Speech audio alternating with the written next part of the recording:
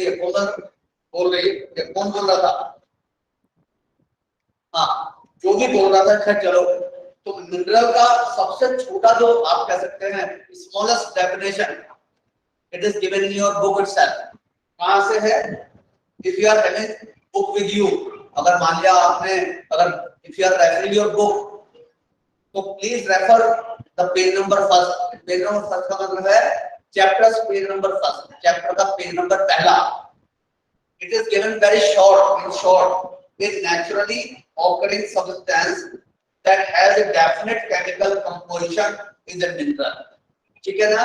जो मैंने अभी पढ़ा, अभी मैंने रीडिंग करके जो बताया है, अगर मान लिया ये सपोज आ जाए what do you mean by mineral या डिफाइन मिनरल, तो ये मिनरल की one of the shortest definition is given in your book. आपके सबसे छोटी आसान एकदम अच्छे तरीके की ये आपको ये जो मैंने अभी पढ़ के बताया है, मैं दोबारा पढ़ूं क्या? ये पता लगी? हाँ, ये क्या है? A natural occurring substance that has definite chemical composition is a mineral. ठीक है ना? डेफिनेट केमिकल कंपोजिशन रखता है तो उसको हम क्या बोलते हैं? मिनरल बोलते हैं। तो उसके बाद है minerals are not evenly distributed. जो whatever minerals we have seen और we are using in our daily life, so they are not distributed on an equal basis. Somewhere they are deficit का मतलब there is non availability of particular mineral, or somewhere they are abundantly available। abundant का मतलब है यहाँ पर lot of deposition of different minerals in some area। तो some areas are very rich of from a certain mineral and some areas are not having in आप कह सकते हैं single site is not available. तो unevenly distribution of minerals है। Unevenly का मतलब समझ रहे हैं ना? They are not equally distributed from the country और द वर्ल्ड। ठीक है ना? जैसे फॉर एग्जांपल मैं एग्जांपल दे रहा हूं, जैसे coal mines, most of the coal mines when we are talking about the Indian point of view, तो most of the coal mines are associated with Bihar, Chhattisgarh, Jharkhand, waste Bengal, ये जो मैंने उड़ीसा, ये जो मैंने कुछ नाम लिया है, तो जितने भी अगर देखा जाए, ये जनरेटिव देखा जाए तो ये पूरी बैच बनेगी। ये जो मैंने अभी नाम लिया था ना, इसमें वेस्ट बंगाल हो सकता है, उड़ीसा हो सकता है, ठीक है ना? इसमें झारखंड हो सकता है, इधर बिहार हो सकता है इधर, ठीक है ना? तो जितना भी मैंने एक सर्कल बनाया है, ये वाला सर्कल जो बनाया है, तो ये वाला पूरा का पूरा सर्कल क्या है? It is full of coal mine. Coal mine ज्यादातर जो most of the coal mine है वहां पर एसोसिएट है, जो मैंने अभी सर्कल बनाया है। और ये जो सर्कल बनाया है इसमें इट इंक्लूड छत्तीसगढ़ का कुछ पार्ट है इसमें, झारखंड का कुछ पार्ट है इसमें, बिहार का कुछ पार्ट है इसमें, वेस्ट बंगाल का कुछ पार्ट है इसमें, उड़ीसा का कुछ पार्ट है। तो ये पूरा का पूरा अगर देखा जाए तो छोटा नागपुर प्लेटू, इसको हम किस नाम से जानते हैं? छोटा नागपुर प्लेटू। हाँ, छोटा नागपुर प्लेटू के नाम से जाना जाता है। इसको अगर कलेक्टिव नाम से एक बार एरिया में जो मैंने अभी सर्कल किया है, तो इसको किस नाम से जाना जाता है? छोटा नागपुर प्लेटू। हाँ, छोटा नागपुर प्लेटू। तो ये क्या है? It's full of coal mine. और अगर हम बात करें कोल माइन की, कर्नाटक में बात करें बहुत कम है, very few areas are associated. Tamil Nadu की बात करें, केरला की बात करें, या अगर ये पूरे ऊपर उत्तर प्रदेश की बात करें, यहाँ उत्तर प्रदेश, तो क्या है? केवल और केवल बहुत कहीं कहीं पर कुछ हिस्सों में ही केवल छोटा मोटा जो माइंस है दे आर अवेलेबल, और जो rest of the country area में वहां पर ज्यादा नहीं है। ठीक है ना? तो इसका मतलब क्या हो गया?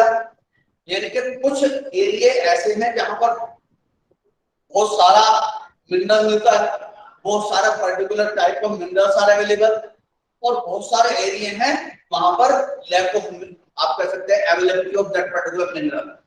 तो somewhere they are abundantly available। abundantly का मतलब है lot of quantity is available, or some areas are not having आप कह सकते हैं very small amount of coal, यानी कि बहुत कम मात्रा में मिलते हैं या है नहीं, almost they are absent, unevenly distributed एक तरह से मिनरल्स, ठीक है ना। और अनइवनली डिस्ट्रीब्यूटेड के पीछे बहुत सारे ज्योग्राफिकल कॉजेज हैं, so many geographical causes are responsible for the uneven distribution of minerals, ठीक है ना। कौन कौन से ज्योग्राफिकल फीचर है इसमें?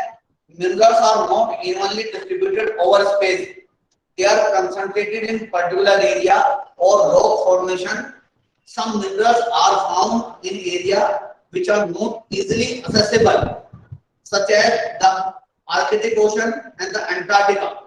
यानी कि जो बहुत सारे अंटार्कटिका का इसमें नाम आया है और आर्कटिक ओशन का नाम आया है, वहां पर कुछ मिनरल अवेलेबल हैं भी, तो still we are not capable to exploit them.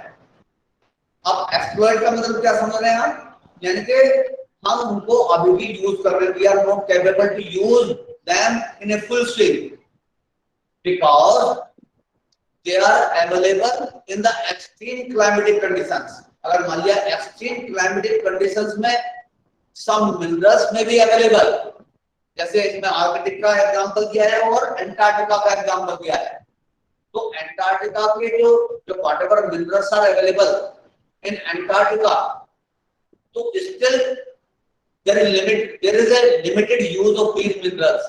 और ये क्यों है? Why we are having the limited use of these minerals?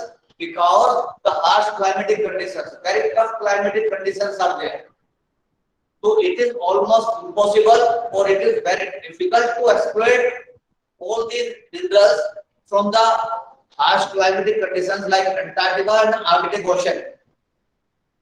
क्यों नहीं एक्सप्लोइट कर पा रहे हैं? क्योंकि टफ क्लाइमेटिक कंडीशंस है वहां पर, ठीक है ना।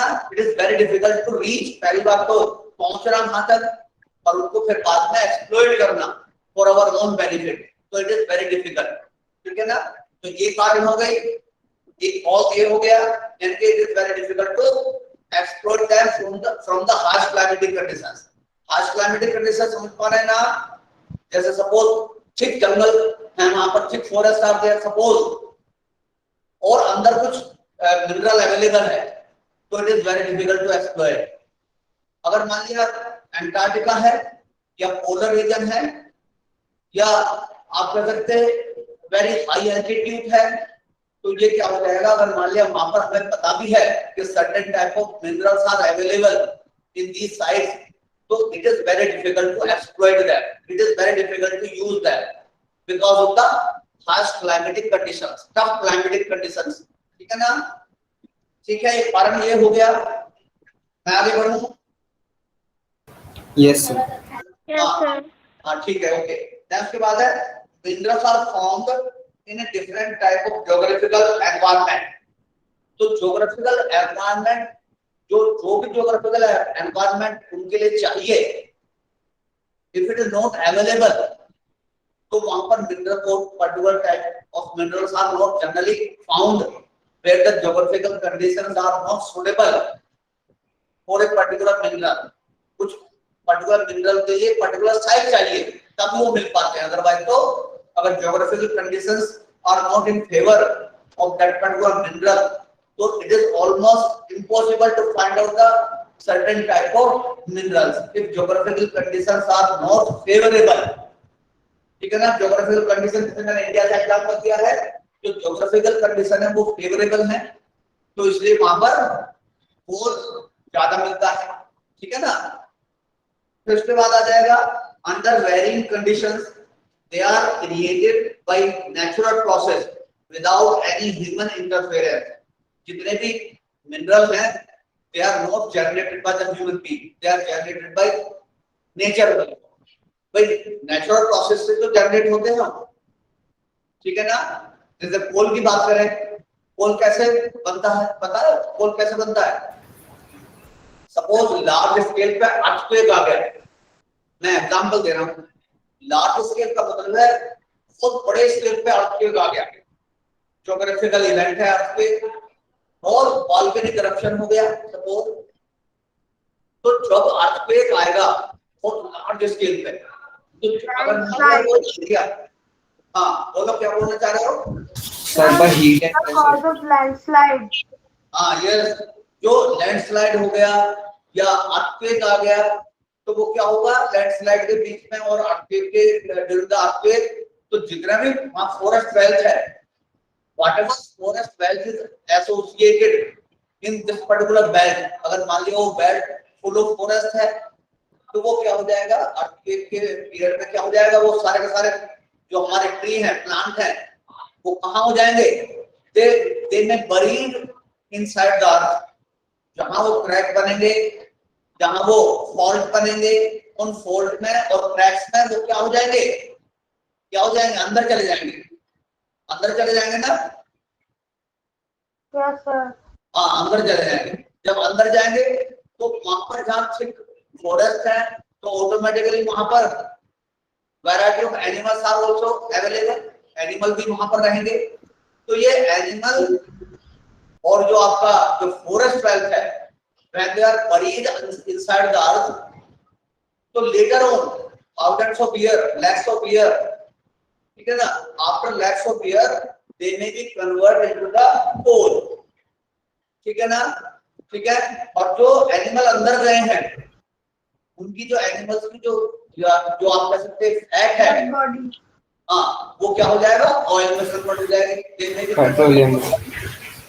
हाँ क्या बोलना चाह रहे हैं बोलो बेटा Sir, animals are converted into petroleum and trees are converted into coal. Petroleum product में कन्वर्ट हो जाएंगे जितने भी एनिमल्स हैं जितने भी आप कह सकते हैं जितने भी चाहे वो बड़े एनिमल हो छोटे एनिमल हो तो देयर फैट इज आप कह सकते हैं convert into the petroleum product तो इसलिए हम पेट्रोलियम प्रोडक्ट को और कोल को इसमें एक कैटेगरी में हम कहते हैं क्या नाम लेते हैं उनका collectively we call them fossil fuel fossils जानते हैं ना फॉसिल Yes, sir.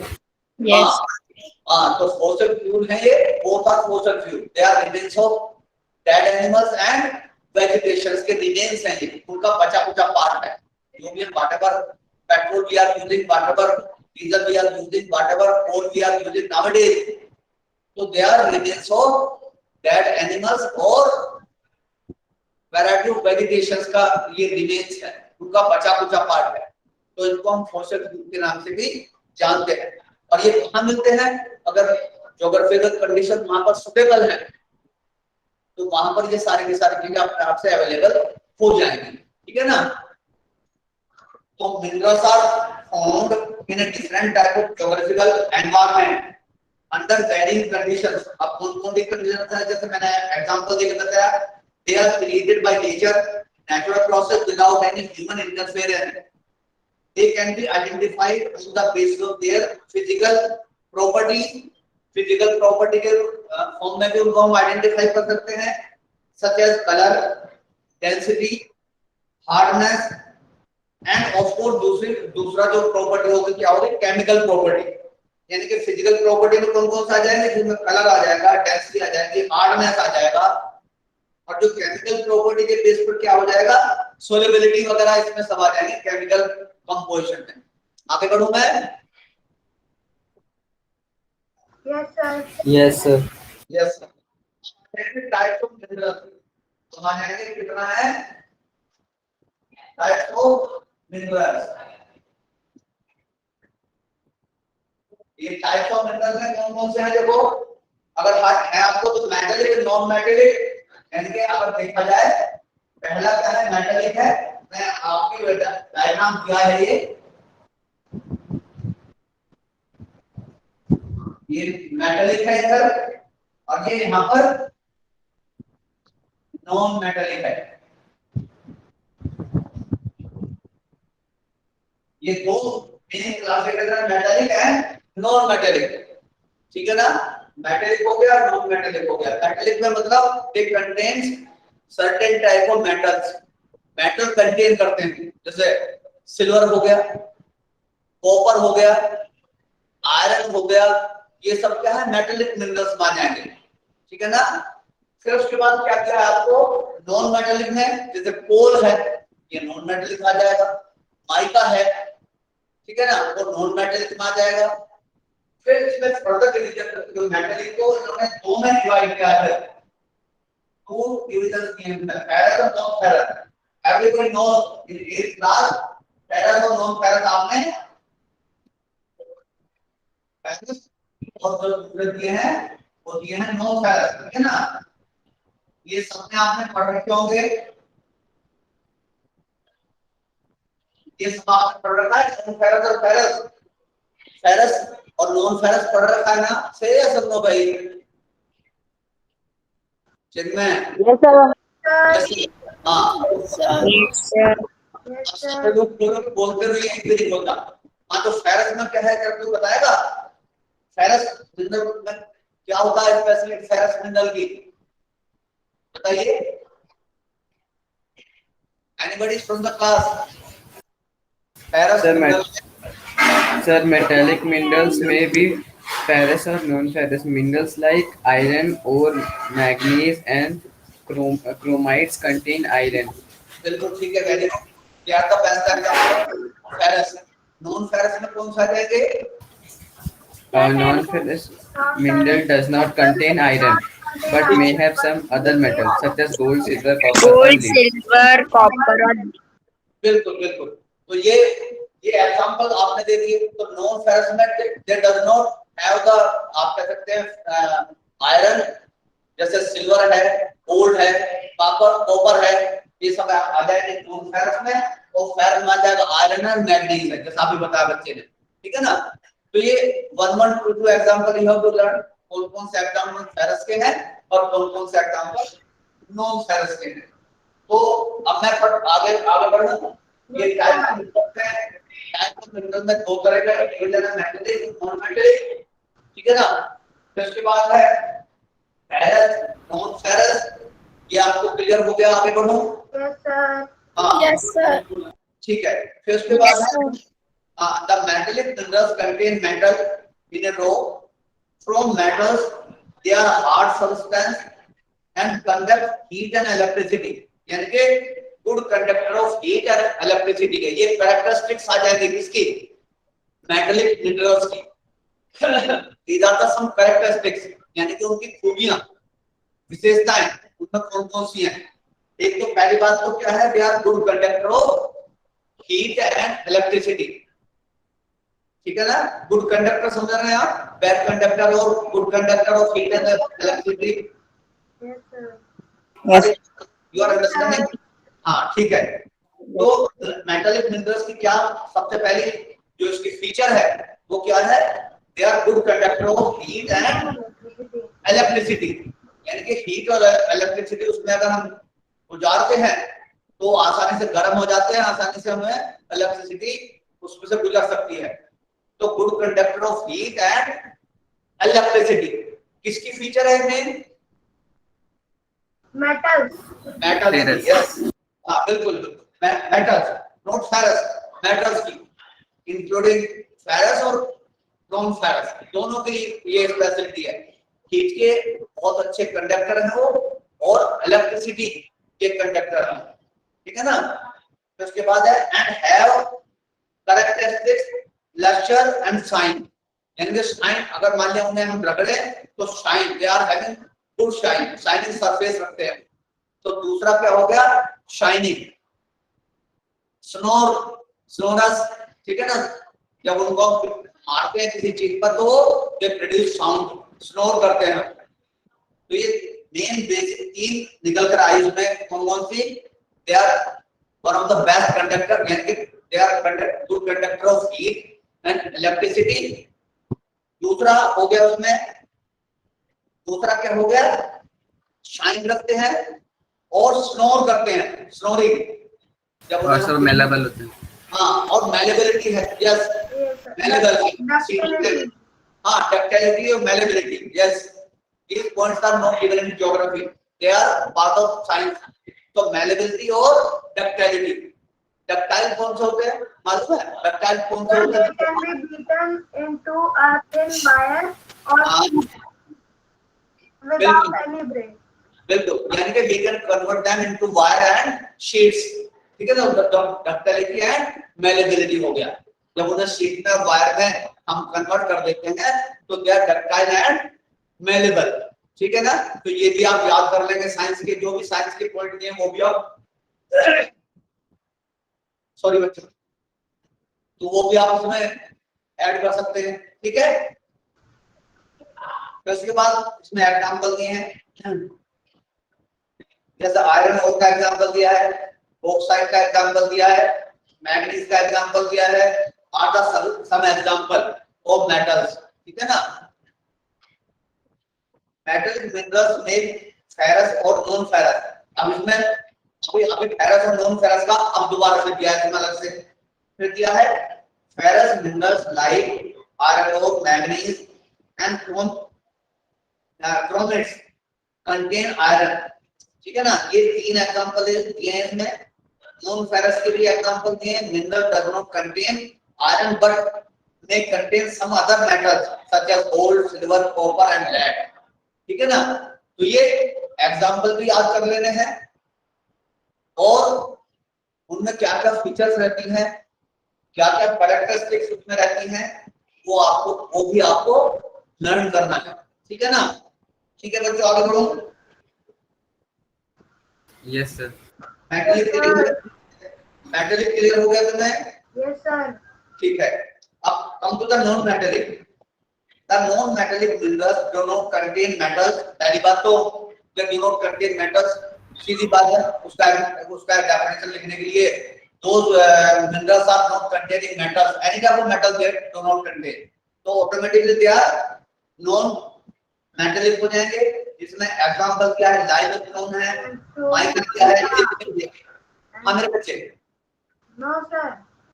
हाँ चिन्मय बोलना चाह रहा है मेरा बच्चा? No sir, I am telling the examples. Okay हाँ, तो नॉन मेटेलिक में क्या है, mineral do not contain metals like limestone example दिया है, माइका दिया है, जिप्सम दिया है। These are the one of the best example of non metallic, ठीक है ना। इसमें माइका जानते हैं क्या होती है? It's a transparent seed. Sir mineral. Mica जानते हैं आप? Sir, mica is used to build the buildings.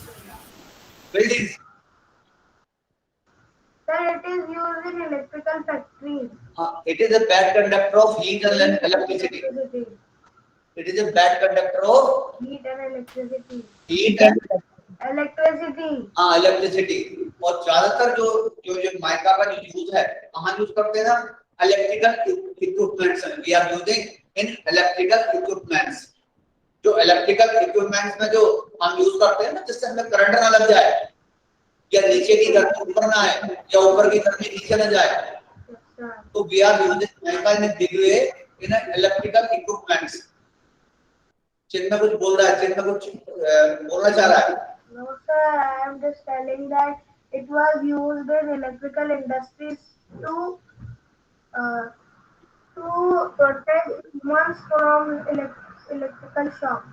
बिल्कुल बिल्कुल बिल्कुल, यस, इलेक्ट्रिकल शॉक को प्रिवेंट करने के लिए, and at the same time it is also prevented the heat को ऊपर ट्रांसफर नहीं होने देती है, ठीक है ना। अगर हम एक लेयर बीच में लगा दें तो it does not allow to heat up the upper part. अगर मान लीजिए नीचे से गर्म हो रहा है और दो लेयर में ऊपर और नीचे अप एंड डाउन, तो डाउन से अगर हीट कर रहे हैं तो ऊपर वाले हिस्से को it is preventing the extra heat, ठीक है ना। और अगर we are using electricity equipments में यूज कर रहे हैं तो it is very much safe. तो आप कह सकते हैं जो शॉक लगता है इलेक्ट्रिकल करंट, उससे हमें बचाती है ये माइका। फिर उसके बाद लाइमस्टोन जानते ही हैं आप, limestone it is very much useful for the cement industry and various industries, ठीक है ना। ये लाइमस्टोन भी इसका एग्जांपल है, और जिप्सम ये भी उसका तीसरा एग्जांपल है। फिर उसके बाद आ जाएंगे minerals can be extracted by the mining, drilling, enquiring, यानी कि जो जितने भी मिनरल्स ये एग्जांपल है, चाहे मेटालिक हो, नॉन मेटालिक हो, फेरस हो, नॉन फेरस हो, तो उनका क्या है, एक्सट्रैक्शन का एक सीक्वेंस दिया है आपकी बुक में। कैसे दिया है? Extraction of minerals, mining, drilling and enquiring. आप बुक रेफर कर रहे हैं ना अपनी? Yes sir. Yes sir. हाँ, तो उसमें पेज नंबर 25 पे नीचे दिया है एक्सट्रैक्शन ऑफ मिनरल्स। मिल रहा है ना आपको extraction of minerals? Yes sir. उसमें दिया है हाँ, उसमें पहले दिया है माइनिंग, दूसरा दिया है ड्रिलिंग, तीसरा दिया है क्वायरिंग। मैं एक एक करके बताते जाऊंगा क्या मीनिंग है इनका। माइनिंग का दो तरह की है, there are two divisions of mining, open cast mining और सॉफ्ट माइनिंग, ठीक है ना। ये दो तरह की माइनिंग उसमें दी है, तो मैं एक एक करके आपको बताता जा रहा हूं। Listen carefully. The process of taking out minerals from rocks buried under the earth surface is called mining। अगर मान लिया माइनिंग की डेफिनेशन लिखनी हो आपको, you want to write the definition of mining, तो ये बहुत छोटी अच्छी माइनिंग की डेफिनेशन है। I am repeating once again from your book itself, मैं आपकी बुक में से ही रिपीट कर रहा हूं। It is given on page number 25। The process of taking out minerals from rocks buried under the earth surface is called mining। ये mining की सबसे छोटी अच्छी परफेक्ट डेफिनेशन है। अगर मान लिया लिखने के लिए मैं क्वेश्चन दूं या आपको करना पड़े कभी एग्जाम में, तो you have to learn this much only. मैं रिपीट कर रहा हूं एक बार फिर। The process of taking out minerals from the rocks buried under the earth surface is called mining। इट में भी ये माइनिंग में भी एक डिफरेंट टाइप, लेकिन माइनिंग की जो अपोजिट जो आप कह सकते हैं जो डेफिनेशन है वो सबसे अच्छी और एकदम छोटी, ये सबसे अच्छी और छोटी डेफिनेशन है जो मैंने अभी रीड करके बताई आपको। Have you getting this point or not? Yes, sir. ठीक है। फिर उसके बाद है minerals that lie at shallow depth are taken out from the removing the surface layer। This is known as the open cast mine। तो definition दी है साथ साथ में, यानी कि जो शैलो में मिलते हैं, शैलो का मतलब they are not very much depth, यानी कि डीप इनसाइड द अर्थ में अवेलेबल नहीं है। वो क्या है? शैलो मिलते हैं। शैलो का मतलब ऊपर की तरफ है, ज्यादा गहराई में नहीं है, वो अवेलेबल कहां पर है? ऊपर की तरफ है। तो जब उनको हम माइन करते हैं, ऐसी चीजों को जब ओपन माइन करते हैं, तो उनको हम माइन करने का तरीका क्या है? हमारा सबसे अच्छा सुटेबल जो मेथड है that is open cast mining. Open cast का मतलब है खुली हुई जगह में हम गड्ढा खोद के और उसको निकाल लेते हैं, ठीक है ना।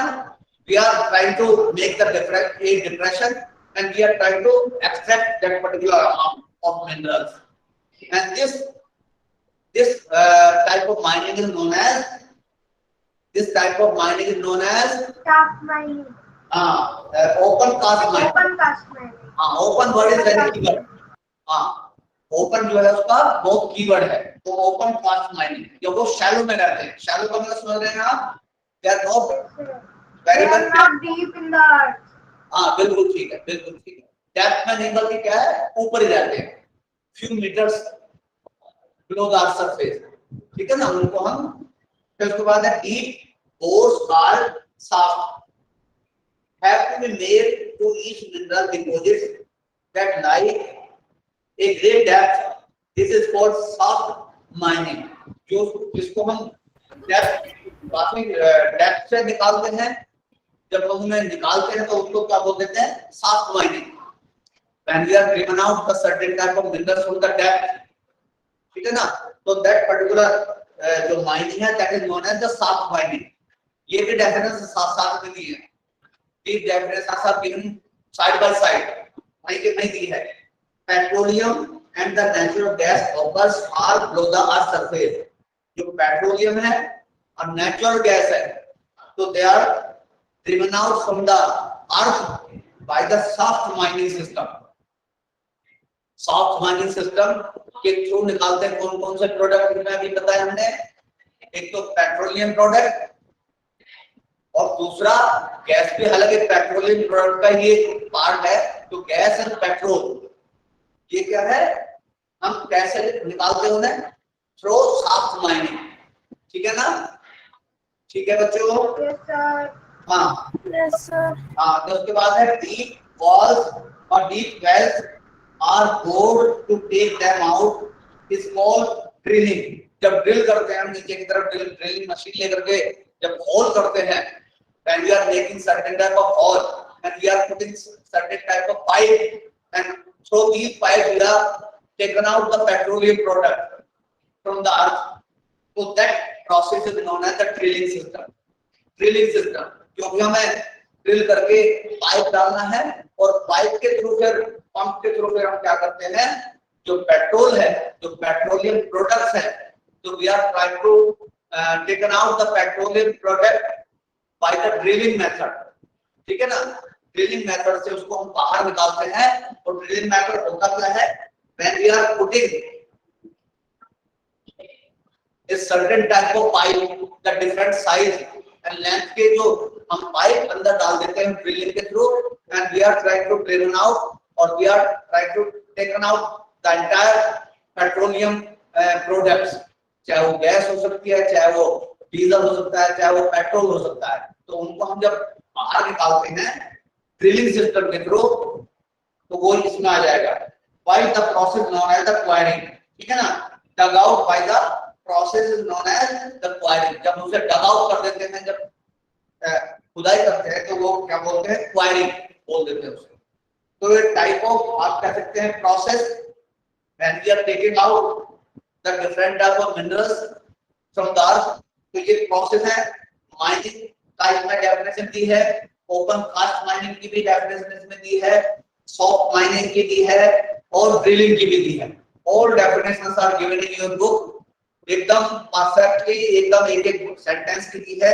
तो when any questions will ask regarding this type of mining, तो you can take help from your book, ठीक है ना, बिकॉज़ जो डेफिनेशंस है वो बहुत छोटी, अच्छी और टू द पॉइंट दी है, ठीक है ना। ठीक है बच्चों, ठीक है। Yes, sir. यस सर, बहुत देर में यस सर निकल गई भाई मेरे बात। चलो खैर कोई बात नहीं। तो ये जो आज के लिए मैं इतना ही करवा रहा हूँ केवल, क्योंकि ज्यादा हो जाएगा फिर आपका, फिर क्योंकि जो हम जितना हम सिलेबस लेकर के चले उतना अच्छा है। अच्छा मतलब आपको क्लियर हो जाना चाहिए। हाँ, अभी तुम लोगों में से कितने लोगों ने पार्टिसिपेट किया था उसमें?